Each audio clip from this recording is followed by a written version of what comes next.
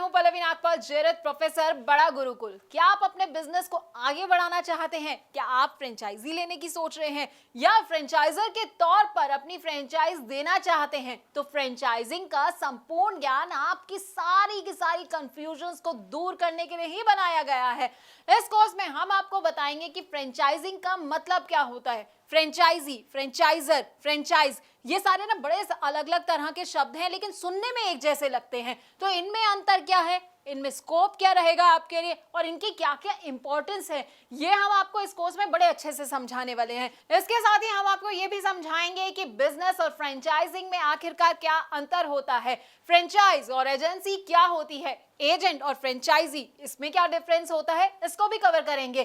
Franchise business से franchise और franchisor को आखिरकार क्या क्या फायदे होते हैं और उससे जुड़े क्या क्या रिस्क होते हैं। अरे भाई, फायदे जान रहे हैं तो रिस्क के बारे में भी तो जानना बड़ा जरूरी हो जाता है, तो हम आपको ये भी समझाएंगे। अब अलग अलग तरह के ना फ्रेंचाइज मॉडल होते हैं जो कि लोगों को पता नहीं होते हैं, तो आपके लिए कौन सा मॉडल सही रहने वाला है, फोको, फोफो, कोको, कोफो, अब इन सब के बारे में भी हम आपको बताएंगे। हम इनके फायदे तो आपको बताएंगे, साथ ही साथ ना इनके नुकसान भी आपको बताएंगे। अब सही फ्रेंचाइज बिजनेस चूज करते वक्त किन किन बातों का आपको ख्याल रखना चाहिए और फ्रेंचाइज बिजनेस से जुड़े कौन कौन से लीगल इश्यूज होते हैं, इसकी पूरी जानकारी भी हम आपको देंगे।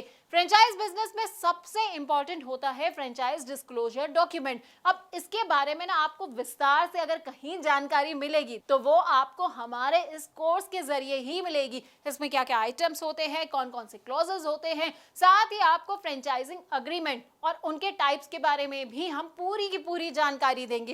देखिए, फ्रेंचाइज बिजनेस को इवैल्यूएट करने का ना एक अलग क्राइटेरिया होता है, तो वो क्राइटेरिया क्या होता है ये हम आपको बताने वाले हैं।